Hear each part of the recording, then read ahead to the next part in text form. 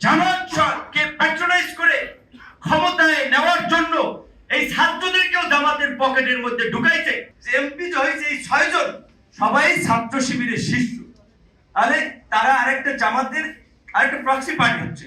আজকে নিজের একটা রাজনৈতিক ভিত্তিতে দাঁড়ানোর আগেই জামাতের ভিত্তিতে জামাতের জুতা পায়ে দিয়ে দাঁড়াই। জামাতের বিরুদ্ধে আমাদের সতর্ক থাকতে হবে, জামাতের ষড়যন্ত্রের বিরুদ্ধে আমাদের সতর্ক থাকতে হবে। আন্দোলনের শেষ দিকে, শেষ 4-5 দিন বিশেষ করে আন্দোলনে আমাদের একটা বাইরের কমিউনিটি এখানে নিয়ন্ত্রণ নেওয়ার জন্য আমাদের ছাত্র নেতৃত্বকে কাউকে কাউকে দূতাবাসেও রেখেছিল। কথা মিলায়ে এই দূতাবাসের পার্টি ইন্টারিম গভর্নমেন্টকে তাদের নিয়ন্ত্রণে রেখে তাদের ফায়দা হাসিল করার জন্য নির্বাচন নিয়ে তালবাহানা করেছে।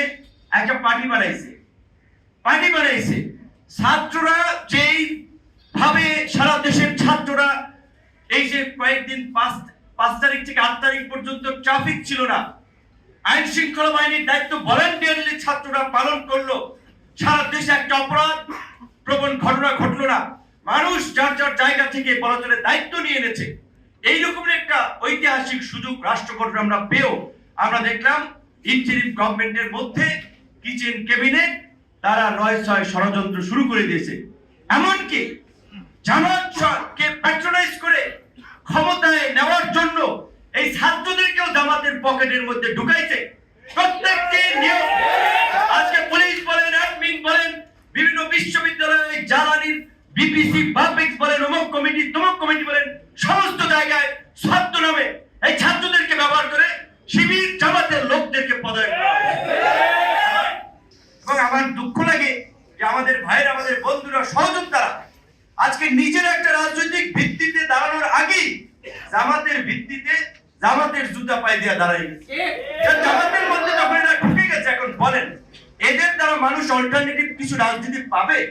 আবার এখন এই বিভাগীয় সমাবেশ করছে, জুলাই পদযাত্রা, এইটা আমরা জানি সব লোক জামাতের কাজে তারা দেখানোর জন্য জামাত ছাড়া আর বের হইতে পারতেছে না। এমনকি আবার আমার কয়েকজন সহকর্মী ছিল, সরাসরি আমি 2-1 জনকে জানি তারা জামাত ছিল না, কিন্তু তাদেরই অনেকেই বলতেছে যে এমপি যে হয়েছে এই 6 জন সবাই ছাত্র শিবিরের শিষ্য, তাহলে তারা আরেকটা জামাতের আরেকটা প্রক্সি পার্টি হচ্ছে।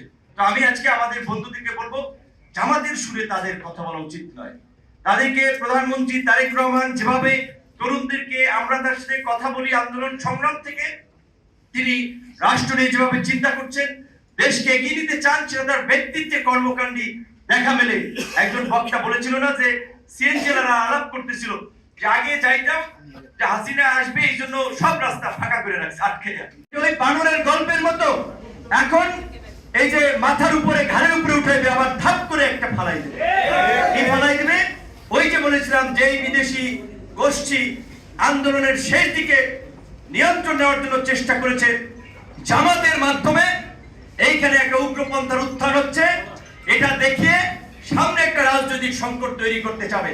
কাজী আমি এই জুলাই গণঅভ্যুত্থান অংশীদার ছাত্র যুবক তরুণদেরকে আমি বলবো, দেশের স্বার্থে, বাংলাদেশের স্বাধীনতা সার্বভৌমত্বের স্বার্থে জামাতের বিরুদ্ধে আমাদের সতর্ক থাকতে হবে, জামাতের ষড়যন্ত্রের বিরুদ্ধে আমাদের সতর্ক থাকতে হবে।